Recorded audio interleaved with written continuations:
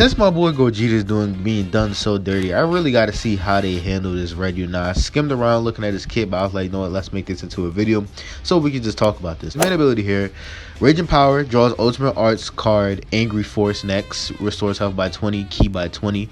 Okay, I don't think that changed too much because I know it always restored ki. I know this yeah. So oh wait, no. Before I think it only drove his Ultimate Arts card, so now he restores health. And yeah, I think that's how. Yeah, it's okay. It's an okay main ability. All right, not too crazy. His first unique here that got upgraded, Rising Power, 5% of damage inflicted for 10 time accounts. Not too crazy, very low number. Every time this character uses a strike card, additional 10% damage inflicted for 10 time accounts if the tag saying is an enemy. Oh, okay, so that extra damage only applies if he's going up against us tag saying. Okay. They made it seem like he was going to be just straight up anti-Saiyan, like that was going to be a part of his kit. Okay, that's a little bit more reasonable, but he will be able to stack his damage. He's one of those characters that's going to take a little while to build up, just like how he was before. Chaining Power, minus 20% damage received to allies for episode saga from the movies. Now, where this becomes a big thing is because Blue Broly, the LF1 that you guys already know, already has a damage cut of 40% after when you first come to the match or something like that. So with this, Blue Broly will be able to get a pretty much an extra 20% damage reduction. So he'll be able to come into the match with pretty much he'll be able to get up pretty much as 60% damage reduction, which is really good. So no, it aren't a lot of units that give this type of ability to where they're making the units on the team more tankier. So there's that. So he gives that for 10 time accounts. Then he gives another 25% damage inflicted buff for 15 time accounts. So when switch to standby, so he gives pretty much an offensive buff and a defensive buff to everybody on the team on standby. Really good. That's a really good passive. Even if it's not super crazy high, though, just that damage, defensive and offensive buff, you can't go wrong with that. So there's that. So applies on final effects itself according to the number of time accounts have elapsed. After 5 time accounts, he has 20% damage inflicted. 10 time accounts, 20% strike damage. Effects reset after switch. Ultimate Foe, his next unique ability here, unlocks at powerful. Applies on final effects to self when this character enters the battlefield. 20% the strike damage inflicted for 20 time accounts. Increase or draw speed level by 1. 40% the key recovery. So you got to keep in mind that this guy is a free-to-play Zenkai, right? So you're most likely going to have this guy 14 stars. So the stats are going to be solid. If you count up all this together, he is going to be a pretty hard strike unit. He's going to be able to hit real hard. Definitely still going to be a unit that needs a little bit more build-up. Probably after 1 or 2 cards, strike cards, you will still the damage just skyrocket. But all around, pretty solid stuff. So I'm looking here at his special move and stuff to see if I see anything too crazy. Oh, okay. 100 minus 100% to enemy sustained damage cut effects when changing cover. Oh, that's actually really good.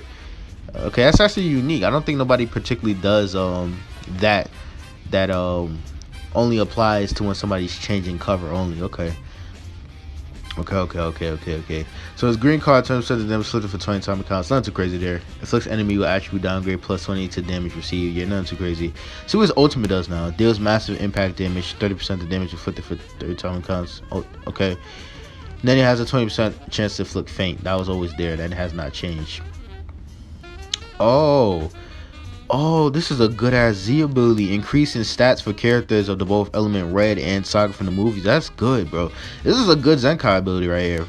Red Saga from the movies, like this is perfect for Red Frieza. So damn, bro. And then you got this on top. Man, they really, damn, bro, like they really shutting my boy Gogeta down though. Like this guy, like he's a pretty solid counter to Gogeta, who's already a weak ass unit defensively.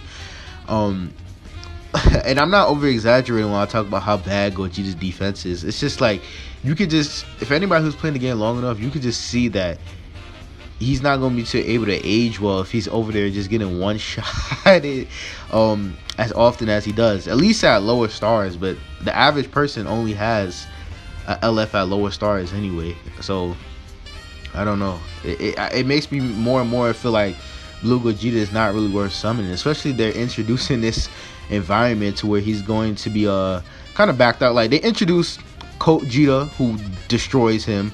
You see him around every once in a while. They introduced Frieza as well, another top tier red unit that destroys shit, has guaranteed paralyzed. And then they introduced this guy, as well. And two of the newest red units that are no crazy good are both free to play units on top of that. So I don't know, man. I'm kind of salty. Like the Zenkai is cool. He sounds really solid. Gonna be a really good buff for Saga from the movies. But I'm still also low key a little pissed that they decided to do this into a way to where it's gonna already negate Blue Gogeta from seeing his max potential, man. I don't know, bro. I don't know what to say. I don't know what to say about this. Broly's good though. Broly's good. Broly's good. Definitely gonna be a good buff for Saga for the movies.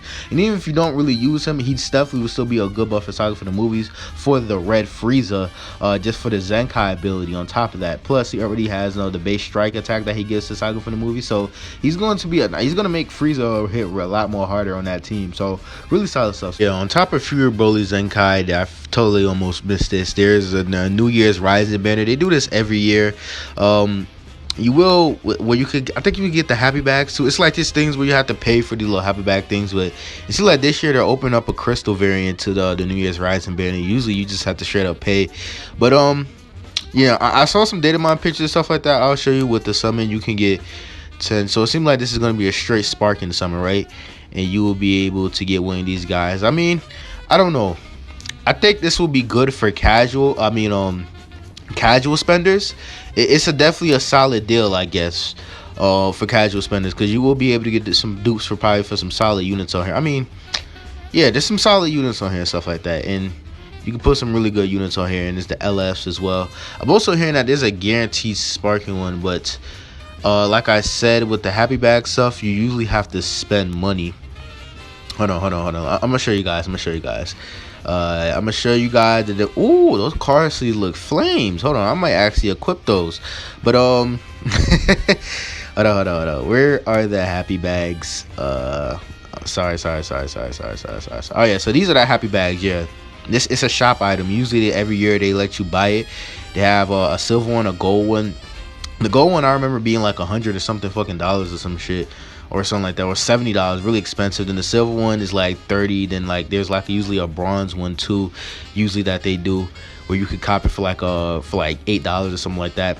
And it pretty much gives you the tickets for that banner. I'm not pretty sure if they're going to do that exactly the same. Seems like they're switching it up, how they're doing the New Year's Rising banner this time around.